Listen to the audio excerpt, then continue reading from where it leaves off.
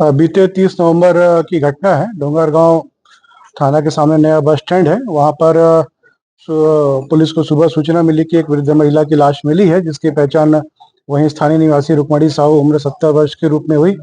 मृतका के शरीर पर चोट के निशान थे, जिसको देख के ही प्रथम दृष्टया लग रहा था कि मामला हत्या का है। उस दृष्टि से ही मौके पर फॉरेंसिक की टीम, डॉग स्क्वाड की टीम, साइबर की टीम, पुलिस थाने की टीम संयुक्त रूप से इन्वेस्टिगेशन चालू किया। तो पास में एक सीसीटीवी फुटेज हमको मिल गया। उसके आधार पर हमने स्टडी की तो वृद्ध महिला के अलावा अन्य लोग भी वहां आते जाते दिख रहे थे। तो धीरे धीरे सबसे पूछताछ की गई। अंधेरा था, पहचान करना मुश्किल होता, बावजूद बारीकी से पूछताछ करने पर एक महिला मिली, भुवनेश्वरी विश्वकर्मा, उम्र 40 वर्ष, स्थानीय निवासी। तो इससे जब पूछताछ किया तो इसने घटना कारित करना स्वीकार किया। वहां पे 2 आई विटनेस भी मिले हैं, जिसने भुवनेश्वरी को उस महिला के साथ बैठे देखा था।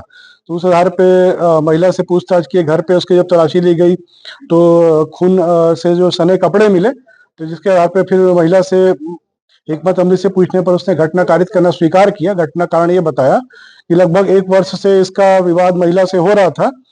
कभी पानी भरने के नाम पे ही विवाद शुरू हुआ और ये महिला झगड़ालू किस्म की थी, गाली गलौज देती रहती थी। तो ये काफी जो है नाराज चल रही थी इससे। घटना दिनांक को ये मन बना के आई थी कि मौका मिलने पर हत्या करेगी, और जैसे ही मौका मिला तो पास पड़े पत्थर से वृद्धा के सिर पे मार करने से उसकी मौके पे मृत्यु हो गई। वर्तमान में आरोपिया को जेल भेजा जा रहा है।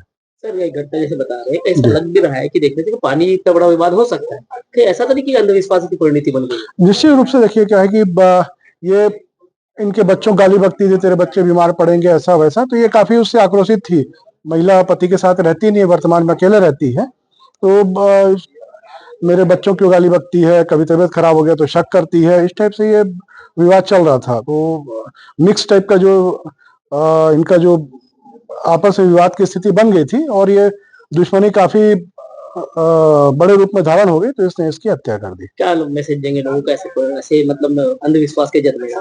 देखिए, अंधविश्वास तो कभी किसी प्रकार का नहीं होना चाहिए। कभी कोई झगड़ा होता है तो पुलिस को बताएं, और शराब वराब जैसी चीजें नहीं होती हैं।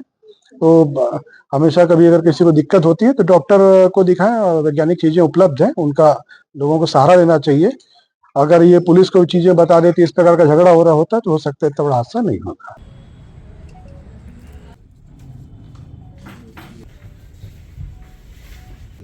हाँ, 150 मीटर करीब।